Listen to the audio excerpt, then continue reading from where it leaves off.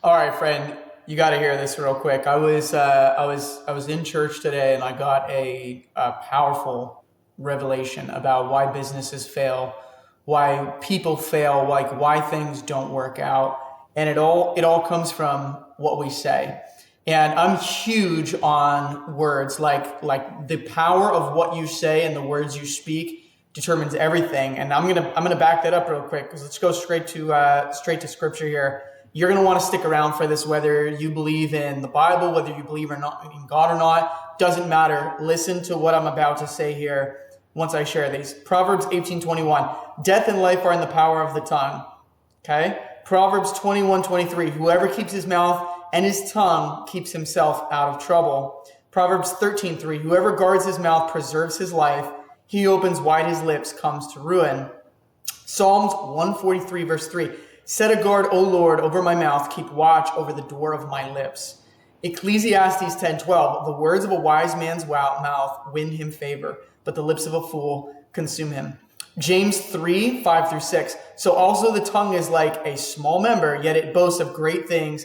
How great a forest is set ablaze by such a small fire, and the tongue is a fire, a world of unrighteousness. The tongue is set among our members, staining the whole body, setting on fire the entire course of life, and set on fire by hell. Matthew 12:36-37. I tell you, on the day of judgment, people will give account for every careless word they speak. For by your words you will be justified, and by your words you will be condemned. 1 Peter 3, verse 10. For whoever desires to love life and see good days, let him keep his tongue from evil and his lips from speaking deceit. Now, also, there's a verse in James that talks about the tongue being a rudder of a ship, right? Like the ship is big, rudder is really small, but it can steer the entire ship. Now, check this out.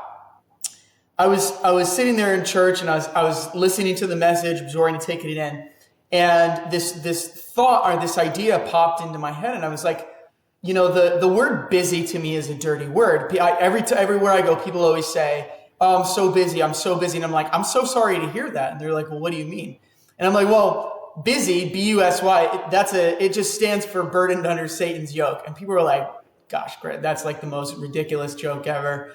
But they're like, you know what? It feels like that. Like being busy is very different than being productive. And then I was like, wait a second. The word business,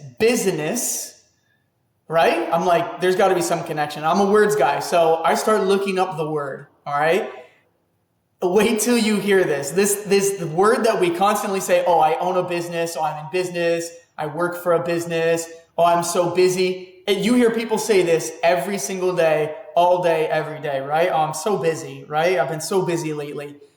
Dirty word. And I'm going to tell you why we're going to remove this from our vocabulary, okay?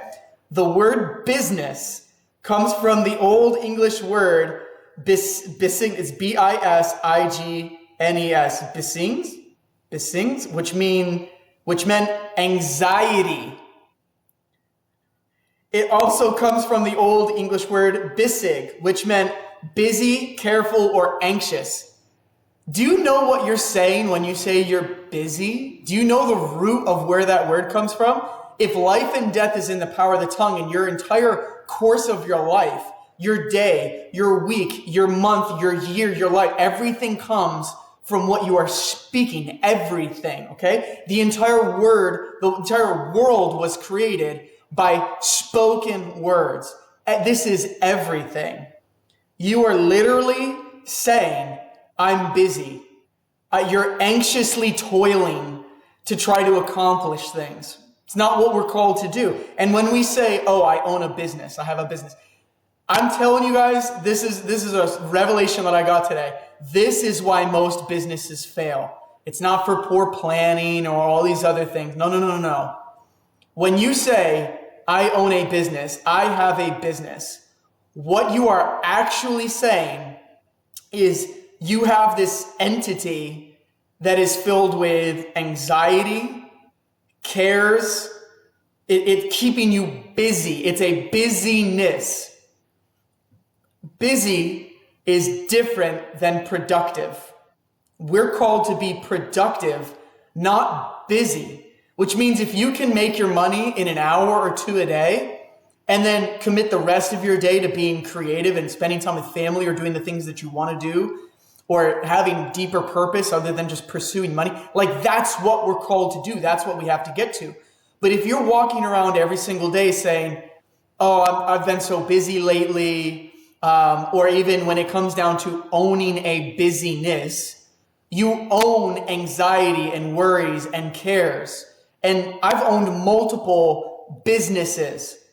And can I tell you, that's what it was. It was anxiety. How are we going to make the overhead? How are we going to pay the employees? How are we going to do this?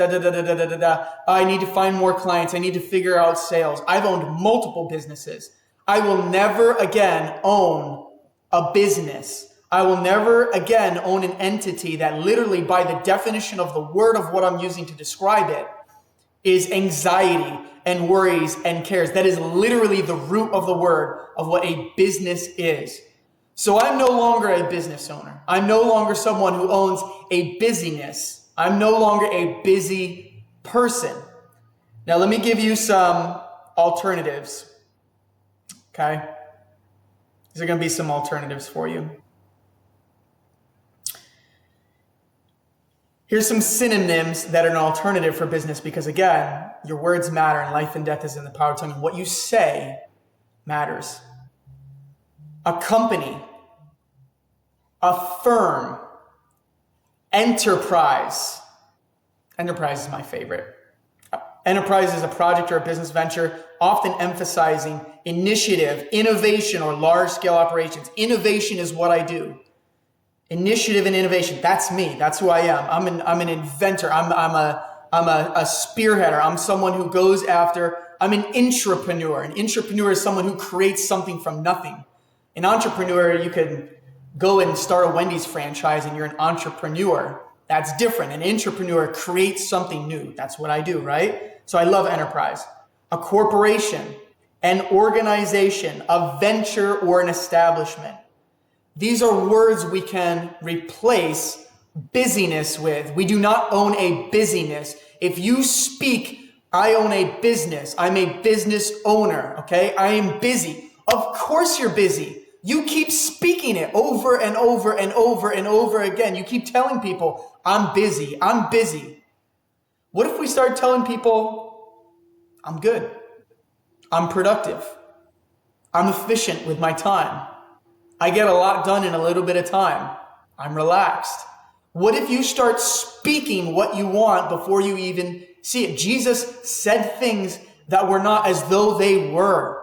So what if you start speaking? The world will tell you, oh, I'm manifesting it. Sure, you call it whatever you want, okay? This is God's principle and God's law. Life and death is in the power of the tongue. If you keep telling people that you're busy, if you keep telling people that you're broke, if you keep telling people you don't have time, you don't have money, you don't have this to do these things, you are not going to have it.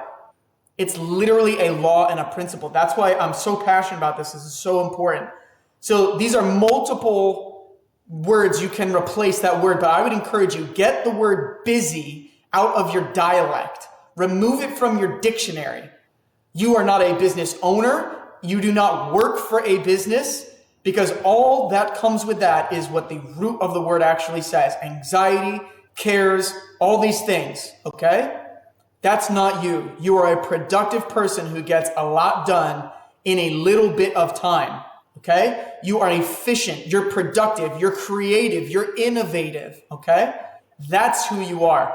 And if you start speaking that instead of all this other garbage that we just don't even really think, we're not even really conscious, it's what everybody says, right?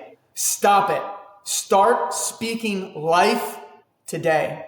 I hope you enjoyed this video. I hope this impacts you as much as it impacts me. I will never again be a busy person or a business owner because words matter.